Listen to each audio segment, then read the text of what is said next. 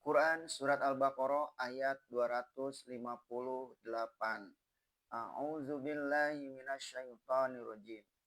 Alam taro ilal ladzi hajja Ibrahim fi rabbih an atahu Allahul mulka id qala Ibrahim rabbiyal ladzi yuhyi wa yumitu qala ana uhyi wa umitu Qala Ibrahimu fa innallaha ya'ti bisyamsi minal masyriqi fa'ti biha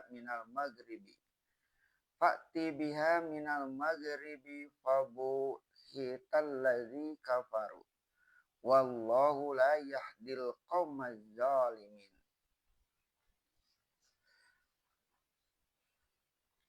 Satu contoh dari togut. Allah kemudian mengemukakan suatu contoh dari wali togut itu, yaitu Raja Namrud yang terkenal dalam sejarah sebelum kerajaan Babil. Dengan raja itulah Ibrahim yang menegakkan perwalian Allah mulai berhadapan atau konfrontasi. Sebagaimana kita ketahui dalam riwayat-riwayat Al-Quran, Ibrahim telah menghancurkan berhala dengan kapak, lalu ditinggalkannya berhala yang paling besar. Dia ditangkap dan dihadapkan ke muka majelis raja. Terjadi soal jawab sebagaimana tersebut dalam surah Al-Anbiya dari ayat 51 sampai ayat 73. Sampai Ibrahim dibakar mereka, tetapi diselamatkan Tuhan Allah dari api. Ketika Raja Namrud menanyakan siapa sebenarnya yang dimaksudkannya dengan Allah itu, dia telah menjawab bahwa Allah itulah yang menghidupkan dan mematikan. Atau tidaklah engkau pikirkan dari hal orang yang membantah Ibrahim tentang Tuhannya? Pangkal ayat ini mengajak kepada Rasul khususnya dan umat beriman umumnya untuk memikirkan kisah ini. Orang itu ialah Raja Namrud sendiri. Lantaran Allah telah memberikan kerajaan kepadanya, suatu pengajaran ilmu jiwa yang mendalam dari Al-Quran, yaitu seorang manusia oleh karena diberi Allah kekuasaan dan kerajaan, sombong, lupa diri, lupa segala, merasa awak sangat berkuasa. Sebab itu perkataan yang keluar pun tidak ada batasnya lagi, sebab merasa tidak ada juga orang yang berani membantah. Tatkala Ibrahim berkata, Tuhankulah yang menghidupkan dan mematikan, di hadapan raja itu Ibrahim telah menerangkan siapa Tuhan, bahwa Allah lah yang mematikan dan menghidupkan. Akan tetapi karena memang dasar jiwa orang yang merasa berkuasa tidak berbatas itu sombong dengan kekuasaannya, boleh dipikirkannya dengan panjang. Apa maksud Ibrahim mengatakan demikian? Langsung saja beliau sambut. Dia berkata, akulah yang menghidupkan dan mematikan. Nyawa dari seluruh rakyat negeriku ini ada dalam tanganku. Kalau mereka dituduh bersalah lalu dihadapkan kepadaku, aku berkuasa memerintahkan supaya dia dibiarkan hidup, terus atau aku pun berkuasa pula menjatuhkan keputusan bahwa dia mesti dihukum mati. Rupanya raja tidak mau tahu apa yang dimaksud Ibrahim dengan menghidupkan dan mematikan. Dia tidak mau tahu bahwa rakyatnya itu pun sendiri ketika lahir ke dunia bukanlah atas kehendaknya. Dan kalau mereka mati sewajarnya, tidaklah dia berkuasa menghalangi kematian itu. Padahal yang dapat diberinya ampun atau dibiarkan hidup atau disuruh hukum mati ialah rakyat yang dihadapkan kepadanya atau budak-budak yang ada di dalam istana.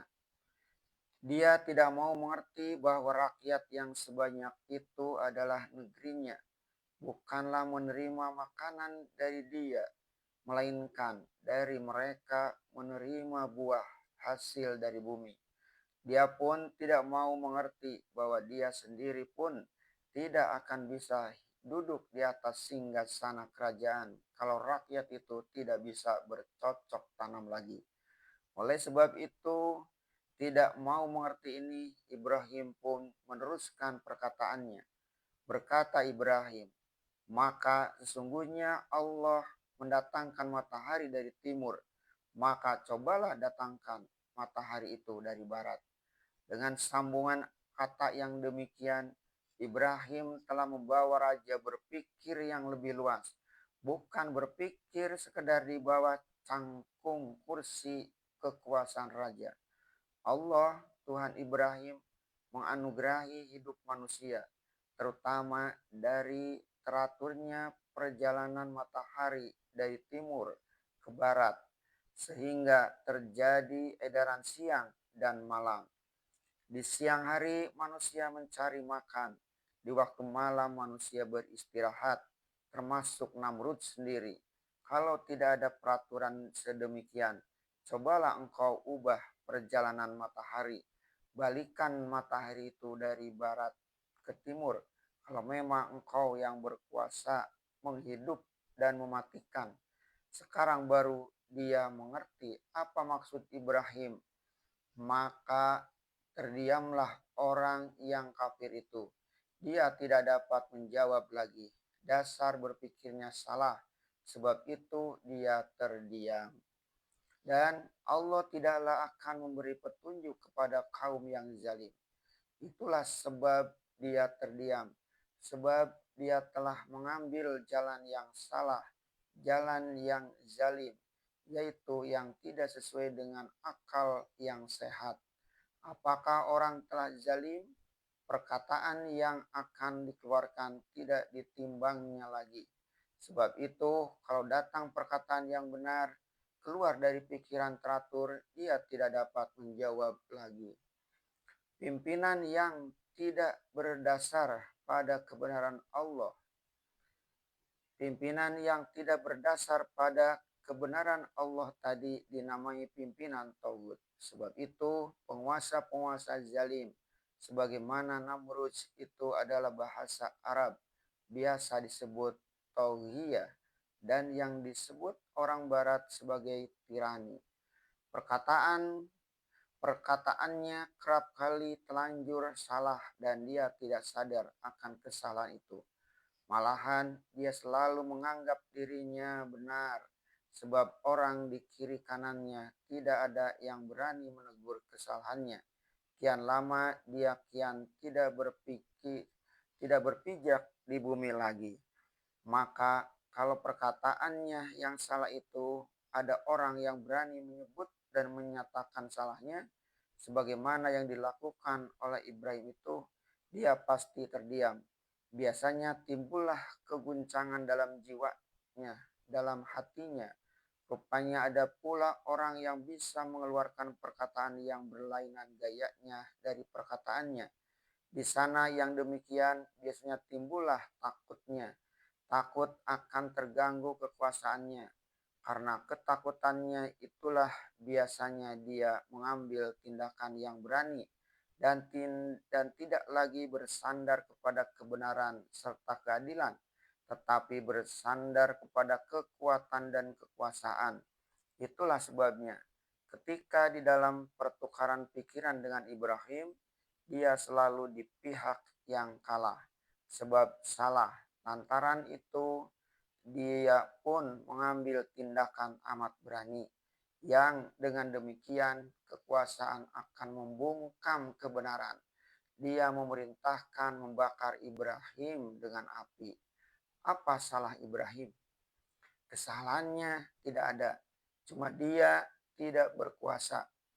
Yang salah dan yang zalim ialah Namrud, tetapi dia berkuasa. Niscaya yang dibakar ialah Ibrahim. Syukurlah Allah mempertunjukkan kekuasaannya yang lebih tinggi. Ibrahim tidak hangus badannya dalam unggun api, bahkan sehat walafiat dan keluar dengan selamat. Keluar dari dalam unggunan api dengan selamat, maka dia pun berangkat meninggalkan negeri itu. Sementara